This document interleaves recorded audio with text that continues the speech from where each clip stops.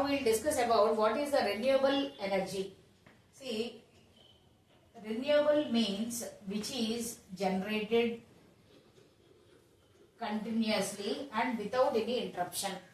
So we can take the example of solar energy.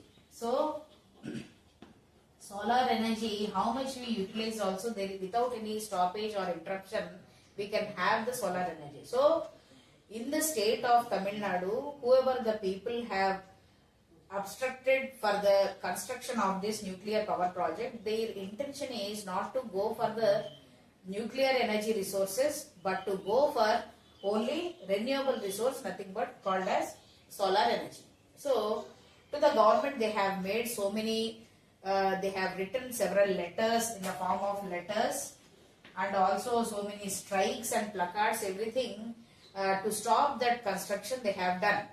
So finally even the government also can able to understand what is the problem of the people were facing. That's why gradually in the mean of time the power project has been stopped in that particular village. So that means nothing but here we can understand what is the development for the country they thought and for that region, that is a destruction for the people who were living there, who were the tribal categories.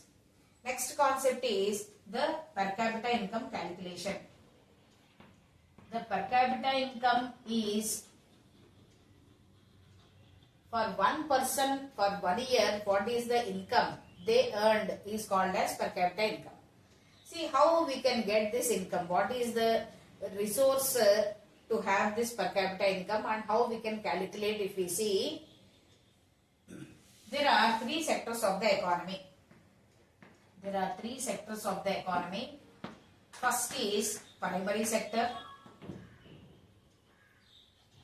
secondary sector and tertiary sector.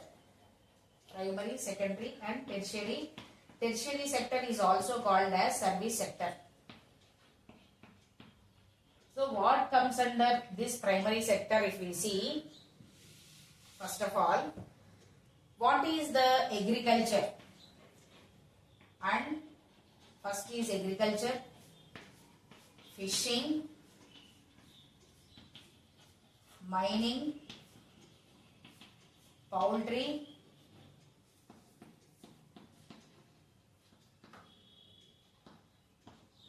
next quarrying also. All these comes under the primary sector. Only we know agriculture nothing but growing the crops and having the food. Next is fishing. Who are the people near the coastal areas? They go for the fishing to catch the fish. Mining. What is the occupation mining? What are the metallic minerals or non-metallic minerals are there under the soil? Digging the soil and having those resources is mining. Next is poultry. Maintaining of hens and make the eggs and all those activities comes under poultry. Quarrying. What are the city or what is the boundary of any village or town is there? So many hills used to be there. So near the hills, what are the trucks and so many lorries they used to take there and make the bombing there to make the place flat. So that activity is also, that land is used for any farming or any real estate like that also they use. So these are all the activities comes under the primary sector. What is the natural resources we utilize to make all the activities, those comes under primary sector. Next is secondary sector. Secondary is nothing but, so what are the goods we are utilizing from morning to night, all those we are not manufacturing and not preparing them. In one place those are all goods are manufactured. Where are those places and what is the secondary sector if we see? The manufacturing activities where they take, those are all comes under the secondary sector. Factories, next industries also comes under, and small scale industries, cottage industries, all those comes under the secondary sector. Next, public limited companies, private limited companies. When any manufacturing activity is there, obviously the office activities also compulsory should be there. Why? Because how much is the money invested, what is the income they got, income as well as expenditure account should be maintained. That's why one side is manufacturing activity, on the other side the office section also will be there. So all those public limited, private limited, all the public activities, all those comes under this secondary sector only. Next is tertiary sector or service sector. Tertiary or service sector. This is, they does not produce anything. No production will take place here. Only they give the services to the people. Which type of services? See, railways, telecommunications, banks, LIC, transportation. Next, nowadays everyone is utilizing the services of Ola, Uber, Blinkit, every activity and every service, every individual is taking. So all those comes under this service sector, that is tertiary sector. So why we are discussing all these concepts means nothing but to calculate the per capita income. So from these three sectors, what is the income generated? What is the income generated? That is called as the total income of the country. Total income of the country. So this total income of the country is also called as the national income. Also called as national income. National income, which is divided by the total population. If we see total population, then we can get the per capita income. So total income has generated from the three sectors, and for one person for 1 year, what is the income resource, if we income source, and what is the income if we wanted to know, then national income or total income of the country divided by total population if we do, then we can get the per capita income. Next, what is the, and how we can compare and how we can calculate this per capita income means, this is always compared with the in US dollars only. Our currency, as we know, that is rupee. Suppose why we should calculate this rupees to dollars if we see. Suppose in a classroom, one student has got 80 marks in a subject. Who got the highest mark in that subject, if we see, that means who is the topper, and to the topper you are in which position will be seen. That's why the top per capita income is having for America. So with that only we will compare our currency, that is per capita income. Why? Because why this was happened so?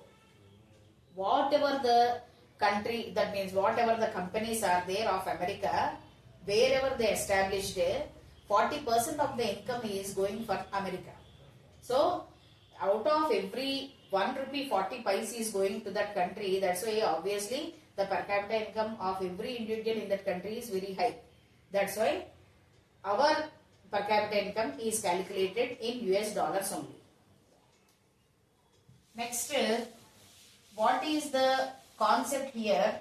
Literacy rate, if we take literacy rate, what is meant by literacy? Means every individual, whoever, either boy or girl, who can able to read and write, is that comes under literacy. So previously we discussed 6 to 14 years of age is the schooling age we discussed. At the age of 6 years when the student has joined, it takes 1 year of span to get educated. So minimum age to get literacy or literated, if we have to call for any girl or boy, that is at the age of 7 years. 7 years is the minimum age to be considered that individual is a literated person, girl or boy. So as a part of this literacy rate, we have to think and discuss about the state in India, that is Himachal Pradesh. Why particularly for this state only we have to discuss means, here the schooling revolution has started. schooling revolution has started in Himachal Pradesh. In Himachal Pradesh. So what is this? If we see, at the time of independence, the literacy rate was very, very low. See, at the time of independence, there was very, very less literacy rate even in this Himachal Pradesh state also. Why? Because we know the capital of Himachal Pradesh is Shimla and it is a hill station. So, several villages in Himachal Pradesh and also the capital city also was having very less literacy rate at the time of independence. And what happened next? The government of Himachal Pradesh, that is state government, they thought to increase the literacy rate in that state. What was the first step they have taken? See, just literacy rate to increase means every child or every girl or boy, they will not come voluntarily to the school. That's why the primary step they have taken is construction of the schools. Construction of the schools and second is appointing the teachers. Third is hygienic conditions. Next, drinking water facility.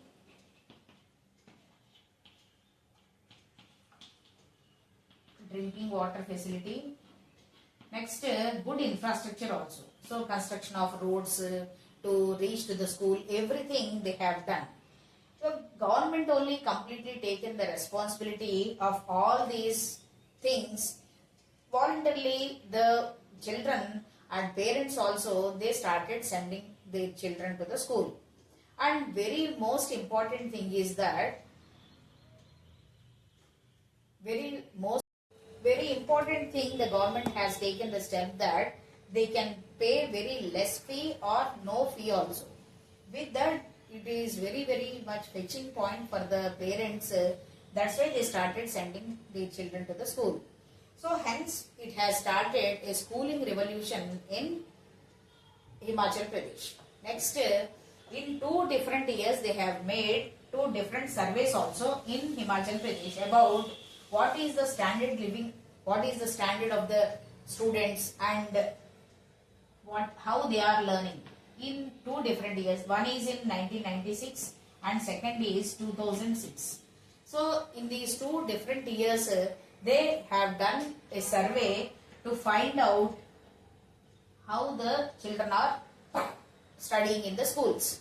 One of the child who is studying class 4, she said, we are very much enthusiastically we are coming to the school and learning different topics practically, she said for the surveyors. So the total burden was paid by the government only here.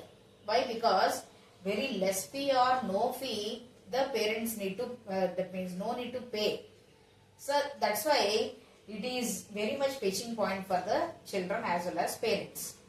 How much is the burden of the government if we see in the year 2005? In the year 2005, upon only in Himachal Pradesh, they invested, only in Himachal Pradesh, they invested rupees 2005 rupees per child, and in the same year in the rest of India, that means in other states, rupees 1049 rupees they have invested upon every child. So remaining states upon every child they invested 1049 rupees for their construction of any buildings or any appointment of teachers, drinking water facility, infrastructure, for everything.